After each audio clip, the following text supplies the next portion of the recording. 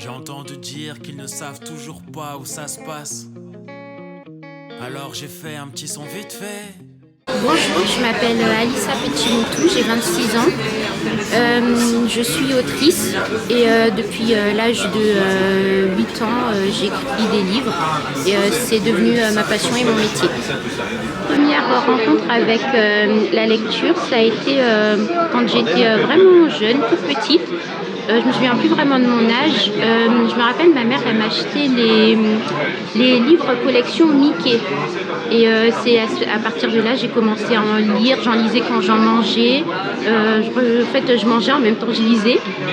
Et puis après, j'ai continué à lire des romans. Enfin, j'ai commencé à lire des romans, des pièces de théâtre, un peu de tous les genres. Puis après, suite à ça, j'ai eu une passion pour l'écriture.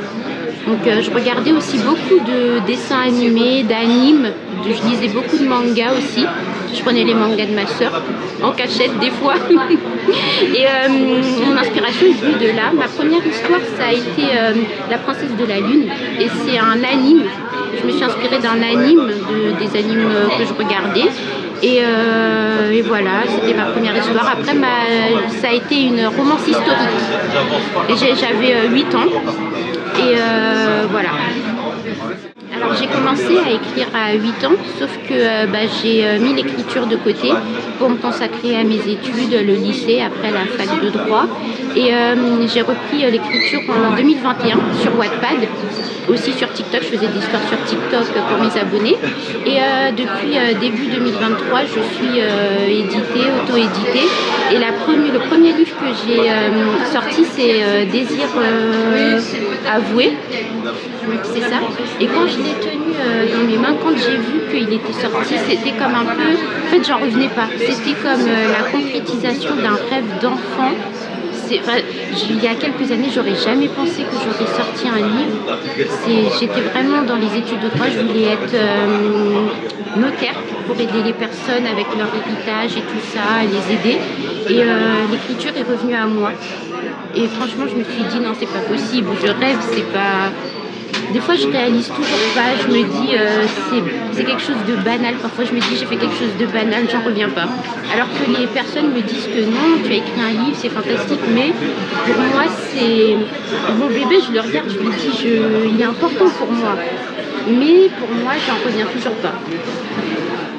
Depuis que mon premier livre a été publié, je me suis lancée dans une petite entreprise de marque-page où je vends des marque-pages qui sont assortis à mes livres. Et j'essaye, je sors des livres, des marque-pages assortis. J'essaye de pouvoir vivre de ma plume, de ma création de marque-page, d'être indépendante. Vraiment, l'écriture, c'est quelque chose que je veux faire à temps plein. Sortir toutes les idées qui sont dans ma tête, parce que j'en ai beaucoup. Et ce serait vraiment un rêve de petite fille devenu réalité. Et là, 2023, ça a commencé. Je ne sais pas où je serai demain, mais pour l'instant, c'est ça qui est dans ma tête.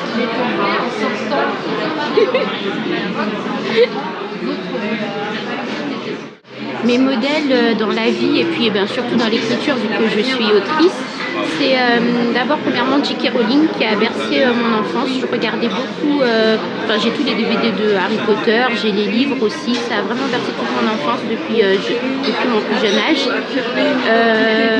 Elle a vraiment créé un univers incroyable que tout le monde adore, la plupart, sans exception. Ensuite, c'est Nora Roberts. Nora Roberts, c'est une romancière. Ses livres sont... j'ai beaucoup de collections de ses livres. Je les lis, je les relis. C'est des autrices qui m'inspirent, leur chemin, leur parcours. Elles n'ont pas lâché, elles ont continué, elles ont démarré. C'est vraiment ces deux autrices-là qui me bercent et qui m'inspirent. Danser avec la mort, c'est une petite romance que j'ai écrite pour Halloween 2022. C'était juste un petit délire comme ça sur Wattpad. Et vers fin 2022, l'éditrice des éditions La Perle Noire est venue me voir pour me proposer de participer au concours. Je me suis dit, enfin moi dans ma tête, je me suis dit, mais je pense pas que je vais gagner quelque chose. J'ai écrit ça, enfin mes écrits que je pouvais proposer, c'était pas vraiment du sérieux. Surtout qu'en plus j'ai commencé à être édité que en 2023, donc fin 2022, j'imaginais même pas qu'un livre pouvait sortir en version papier. Je me suis dit, allez, j'ai rien à perdre, franchement. J'aime écrire, j'adore écrire. Je me suis dit, bon, allez, je me lance. Donc j'ai donné 2 manuscrits, mais le temps est passé, il est passé. Je me suis dit, je vais pas gagner, mais c'est pas grave, au moins j'aurais essayé. Et je vois que c'est un dimanche, début juillet, c'est un dimanche. Je vois que mon nom il ressort sur Instagram. Je me suis dit non, c'est pas vrai, j'ai pas gagné, j'en revenais même pas. Ma mère elle était là, je suis allée la voir, je lui ai fait maman, j'ai gagné le concours des éditions La Perle Noire. Et moi j'en revenais pas, elle m'a dit félicitations, bravo, elle m'a fait un câlin et tout. Mais moi j'étais là, j'étais presque stoïque, mais non c'est pas possible.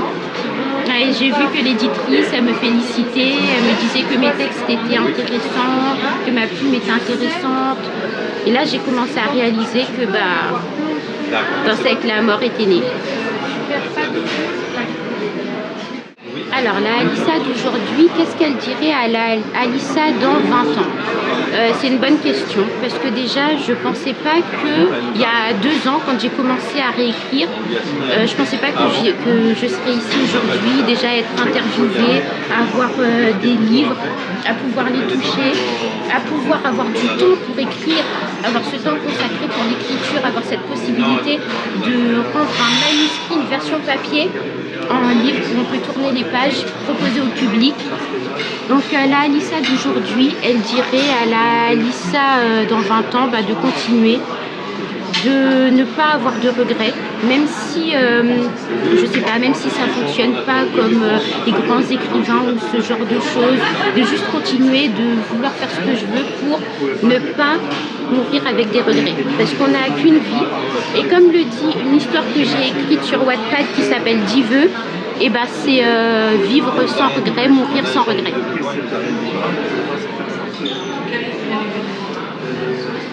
Alors ma couleur préférée c'est le bordeaux parce que c'est une couleur chaude, une couleur qui, je sais pas, elle est ancrée en moi cette couleur. J'ai plusieurs vêtements de cette couleur, c'est ma préférée. Ensuite mon animal préféré c'est le chat parce que c'est calme, c'est doux, en fait, c'est un peu comme si ça me représentait. Des fois, c'est un peu fou aussi, ça a des moments de folie. Moi aussi, j'ai des moments de folie. Je peux être calme, je peux avoir des moments de folie qui sortent comme ça, n'importe où. Voilà. Mon livre préféré, c'est Harry Potter. Comme je l'ai déjà dit, ça a marqué, Harry Potter a marqué mon enfance, les livres, les films, et ça restera toujours mon livre préféré. Alors je suis présente sur les réseaux sociaux, surtout sur Instagram, voilà, où je poste la publication de mes livres, leur sortie, des fois aussi des petits moments de folie, quand je fais des gâteaux ou que je regarde la télé, ce genre de choses, un peu ma vie quoi d'autrice. Je suis aussi sur Facebook, sur TikTok, sous le nom de Alissa Écrivaine, pour les 3. Donc voilà, c'est pour suivre mes sorties de livres, des fois pour voir un peu ce que je fais, mes sorties, etc. Voilà.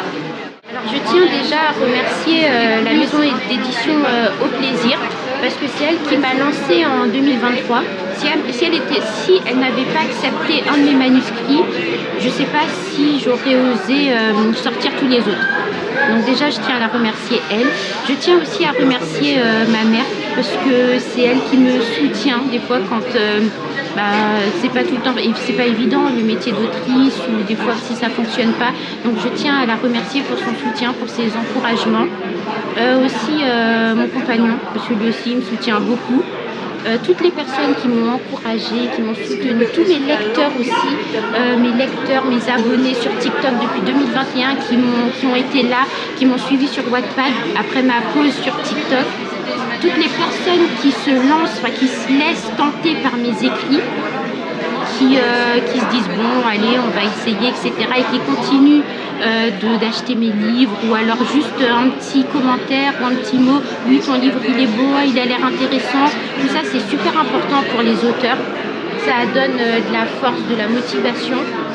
Je tiens à remercier les éditions. Bon, j'ai pas encore sorti de livre chez eux, mais je tiens à remercier les Genic Éditions. L'année prochaine, avec eux, ça va chauffer. Et PLN aussi, qui ont sorti un de mes livres.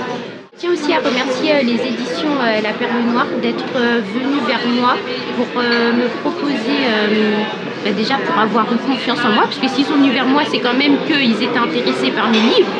Et d'avoir eu confiance en moi, en mes livres, c'est vraiment quelque chose de fou.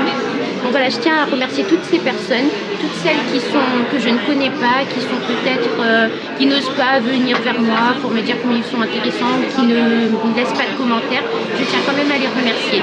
Merci d'avoir permis ce rêve de petite fille d'exister aujourd'hui et peut-être dans les mois encore à venir ou les années à venir, je ne sais pas, mais merci. Je remercie Communicart pour cette interview, pour cette possibilité de parler de moi, pour permettre à mes lecteurs, à mes abonnés de me découvrir. Je remercie aussi Maïti, qui est très gentil et tout ça, qui met à l'aise. Et voilà, merci.